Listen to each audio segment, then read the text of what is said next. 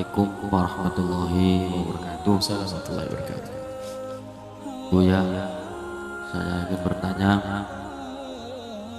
Saya telah kemarin membaca kitab fikih bahwa di dalam fikih menjelaskan untuk akikoh anak laki-laki jatahnya 2, kemudian perempuan 1. Yang saya ingin tanyakan, untuk laki-laki jatahnya 2, apakah dengan 2 itu kita bisa dicicil? Artinya misalnya ini tahun ini 1, tahun depannya 1 lagi.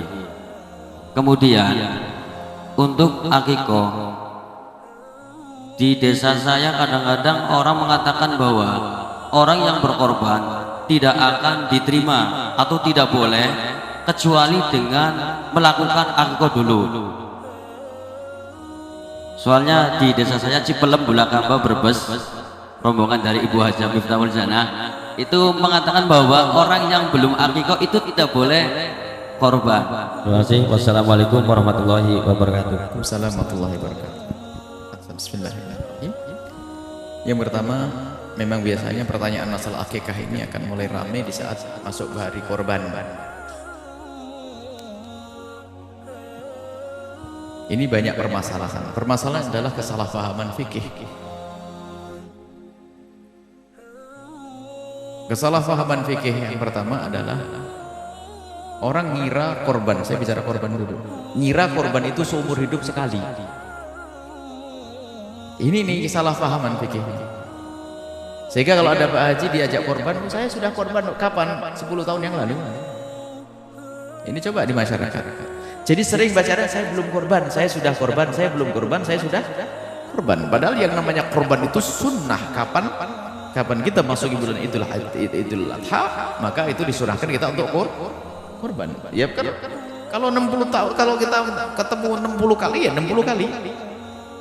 Sunnah, tetap sunnah, tetap sunnah, tetap sunnah. Baik. Nah kalau akikah seumur hidup sekali. Haji sekali. Ini makanya korban itu dianggap kayak haji. Makanya sekarang itu kampung di Indonesia itu sedikit penduduknya. Sebab di satu dosa itu penduduknya cuman, kalau bisa ketahuan di hari raya penduduknya cuma 46. Dari mana tahunya? Kambingnya cuma 46. Berarti kan kambingnya 46, penduduknya cuma 46.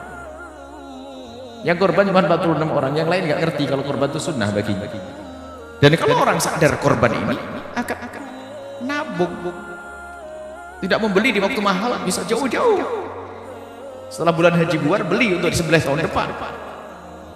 Sunnah setiap orang sunnah ini setiap tahun. Baik, ada pun masalah akikah itu disunnahkan.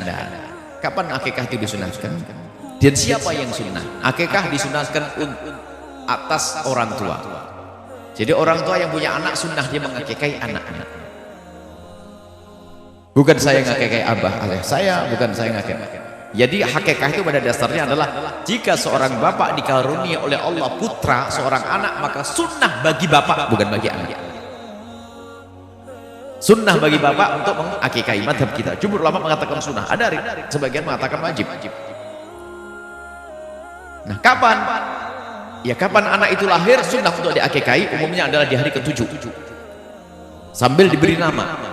Dan tujuan akikah adalah juga untuk memberitahu orang-orang dan juga sedekah agar anaknya dijaga oleh Allah. Kemudian memberitahu, jangan sampai kaget, loh anak siapa begini. Kalau hari ke-7 gak punya duit, jadi tunggu hari ke-21. Ya gak punya, ya kapan saja, tahun depan deh. Sampai kapan? Sampai anak itu balik, sudah head bagi wanitanya, atau keluar mani di usia 9 tahun ke atas, atau seorang laki-laki sudah balik, sudah keluar mani, maka saat itu orang tua lepas, tidak dituntut dengan yang namanya korban akikah. Sudah. Berarti apa? Sudah kedaluarsa. Seperti sholat duha sunnah bagi ibu. Kapan? Mulai dari terbit matahari sudah meninggi sampai matahari kenceng di atas, sebelum itu. Setelah kelewat, sudah kelewat. Berarti kesunahannya kelewat, sudah. Kesunahannya kelewat. Karena apa? Anakku sudah balik, aku belum sempat ngakikahi dia. Sampai di situ batasnya. Selagi dia belum balik, maka orang tua sunnah untuk mengakikahi. Kemudian pertanyaannya tadi, laki-laki 2 dicicil, ya boleh saja lah. Dicicil boleh. Sekarang aduh punyanya kambing 1 sembelih 1, nanti ada lagi sembelih lagi yang 2, boleh, nggak ada masalah. Kemudian ada masalah hakikah lagi. Jika seandainya anak kita sudah terlanjur balik, belum sempat kita akikahi, apakah boleh dia mengakikahi untuk dirinya sendiri? Ya boleh. Paling tidak itu jatuh sedekah, akikahi. Misalnya apa? Saya belum, mungkin orang tuanya ngomong, nah aku dulu mau melarat fakir nak ya, jadi aku belum sempat ngakikahi kamu nak. Ya sudah. Kalau begitu, seorang bapak boleh memberikan kambing kepada anaknya, nak ini kambing, akikahlah untuk dirimu sendiri. Baik, ini boleh. Ataupun dia mencari kambing, saya belum akikah, agar dapatkan sunahan. Biarpun sebagian ulama mengatakan tidak jatuh akikah, tapi yang jelas dengan menyembelih kambing itu seperti sedekah, sudah dapat pahala. Jadi boleh mengakikah diri sendiri. Tapi tidak dituntut lagi secara sunnah seperti waktu duha sudah kelewat begitu. Ini adalah masalah akikah, boleh dicicil urusan akikah. Adapun masalah akikah dengan korban, ini loh ada saja masih berulang-ulang nih. Ini pertanyaan ini bukan khayalan, ada di masyarakat pertanyaan. Mana lebih dahulukan akikah atau korban? Akikah atau korban? Misalnya saya belum diakikahi, saya umur begini, umur tua begini, belum diakikahi misalnya. Datang bulan haji, mana yang didahulukan, korban atau akikah? Ini pasti pertanyaannya tidak pernah ngaji. Yang tugas ngakikahi saya itu siapa? Abah saya sudah selesai. Lah korban ya saya korban, ngapain saya ngurus akikah? Nah, ini kadang-kadang pikir ini, belum akikah. Yang tugas ngakikahi saya adalah ayahanda saya. Kecuali begini bunyinya, saya mendapatkan anak, alhamdulillah mendekati bulan haji punya anak. Misalnya tanggal 3 Dzulhijjah punya anak. 10 Dzulhijjah itu ini mana kurban atau akikah? Ini kan begitu loh. Akikah tugas siapa? Tugas saya. Kurban untuk saya juga saya. Mana begini? Nah, ini masuk akal pertanyaan ini. Mana yang lebih jauh? Ditanya dulu, ente bakal punya duit lagi enggak nanti kalau akikahnya diundur sedikit? Oh punya, ya sudah korban aja sekarang, nanti akikah biar banyak yang disembelih nanti. Sebab kalau dijadikan akikah nggak bisa korban. Tapi kalau akikah tinggal mundur beberapa hari saja, nggak susah sebetulnya. Yang menjadi masalah itu pertanyaan itu muncul karena orang menganggap korban itu seumur hidup sekali.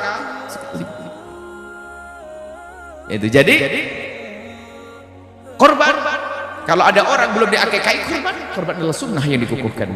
Adapun akikah bukan tugas saya, tugas abah saya. Kalau abah saya ternyata belum mengakikahi, ya kamu tidak punya. Memang itu dituntut, nggak ada.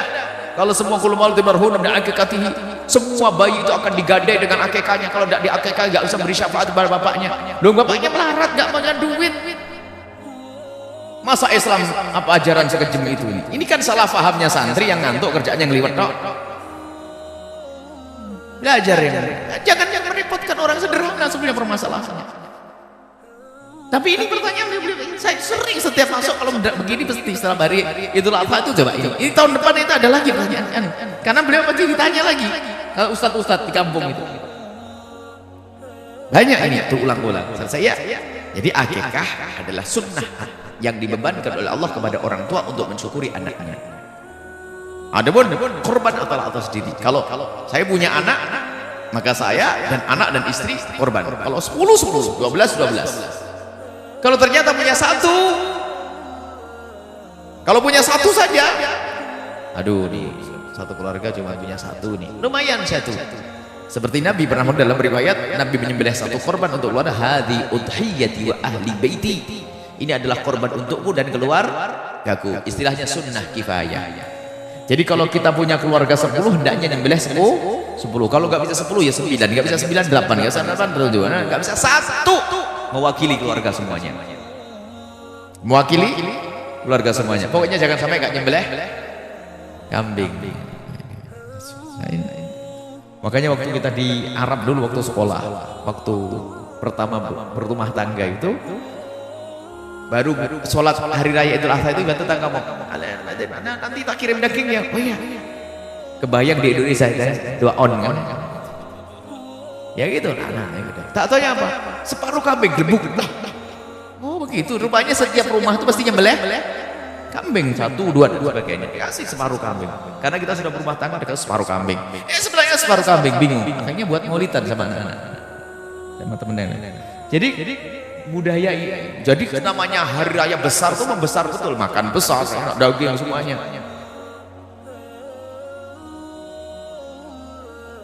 Di Indonesia Masya Allah memang orangnya qanaah, jadi cukup 3 on 4 on. Sudah begitu ada yang aneh-aneh lagi, dikalengin kasih tahun depan. Sudah sedikit kasih tahun depan, aneh lagi nih. Ikan lohan, ikan patin, karena zaman korban dikornetin kelamaan nih, kayak di negeri yang kebanyakan korban saja. Kita ngingetkan, enggak usah pakai kornet-kornetan itu. Mau di kemana, mau di apa, mau dibawa di mana ke Irian, kirimkan duitnya sama biaya untuk ngalengin sudah jadi. Biaya pengalengan yang korbannya tetap di sini, sebab di sini juga masih kurang. Paling banter 7 on, ya, 7 on, 6 on, anaknya 10. Dapat 1. Akhirnya jangan dikunyah anak biar awet. Walhasil, sudahlah, ini fatwa aneh-aneh. Sudahlah, korban segera disampaikan. Terlambat dari hari tasyrik, haram bagi yang membaginya. Zalim. Makanya korban itu hendak tuntas pembagiannya kapan? Hari tasyrik yang ketiga. Jadi hari raya pertama, kemudian besoknya hari tasyrik 11, 12, 13. Dan korban itu sepanjang hari tasyrik masih bisa. Misalnya ibu hari raya Idul Adha nggak punya kambing, tak taunya hari raya Idul Adha mampir ke rumah bibi dikasih duit, boleh besok nyembelihnya. Beli petasan, beli. Tidak harus pas setelah sholat. Ditunda sampai esok hari tasyrik yang pertama, hari tasyrik 2, hari tasyrik ketiga masih boleh. Tapi kalau Anda sudah diamanati untuk membagi daging korban, jangan disimpan ditunda-tunda. Tapi kalau daging korban sudah nyampe kepada Anda dapat bagian dikasih, boleh Anda simpan makan tahun depan juga boleh. Tapi karena sudah dikasihkan kepada Anda. Tapi kalau Anda masih diamanati untuk bagi, jangan disimpan. Kemudian ada daging korban yang wajib sama yang tidak wajib. Ini juga salah di masyarakat. Kalau korbannya tidak nazar, korban itu sunnah semuanya pada dasarnya. Selagi tidak dijadikan nazar tuh aku menjadikan daging ini untuk korban, dinadarkan untuk korban.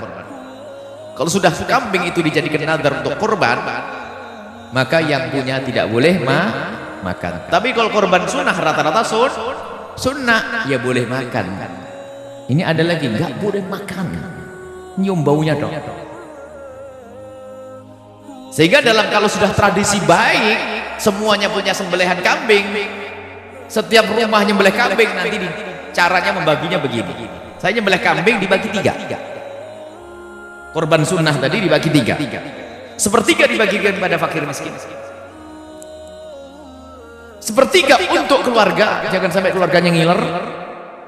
Sepertiga lagi dimasak untuk menyambut tamu, karena mungkin tamu datang. Atau dibagi 3. Jadi boleh makan, jangan dikasih bulunya. Nggak boleh kata bau. Masya Allah. Kalau nazar iya nggak boleh. Ini adalah bab korban banyak nih. Hukum-hukum korban tuh banyak. Kalau kita bicara korban, tapi apa cukup sampai di sini dulu. Masih agak jauh, insya Allah kita akan bahas pada pertemuan selanjutnya, insya Allah. Baik, seperti itu.